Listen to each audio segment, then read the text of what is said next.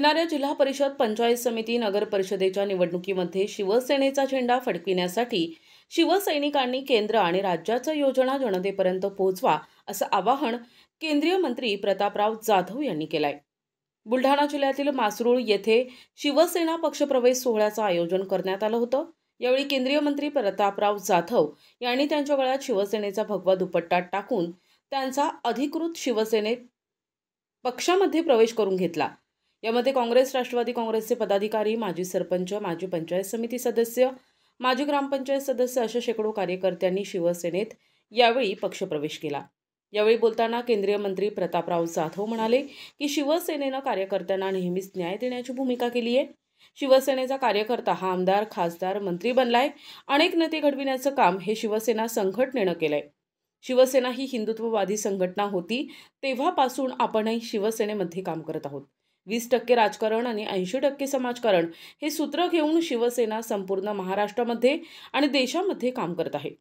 शिवसेना प्रमुख बाळासाहेब ठाकरे यांच्या शिवसेनेला काही स्वार्थी नेत्यांनी पदाच्या खुर्चीसाठी भाजपासोबत गद्दारी करून दुसऱ्या पक्षासोबत सत्ता उपभोगण्याचा प्रयत्न केला होता।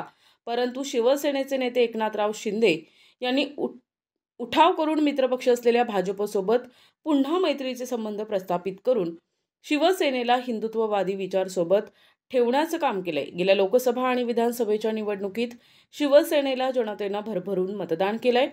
मुख्यमंत्री म्हणून एकनाथ शिंदे ज्यावेळेस होते त्यावेळेस त्यांनी जनतेच्या हितासाठी अनेक निर्णय घेतले।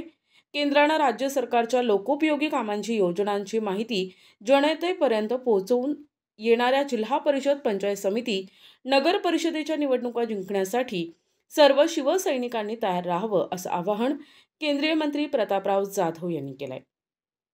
पण चांगली कामं करत राहिलो, लोकांच्या सुखदुःखामध्ये सहभागी झालो, लोकांच्या अडीअडचणीला आपण कामी पडलो तर लोक आपल्याला डोकं घेतात। खुर्च्या, राजकारणातल्या खुर्च्या ह्या आपल्या भोवती फिरत असतात। शिवसेनेचं संघटनेचं रूपांतर राजकीय पक्षामध्ये झालं 1990 ला।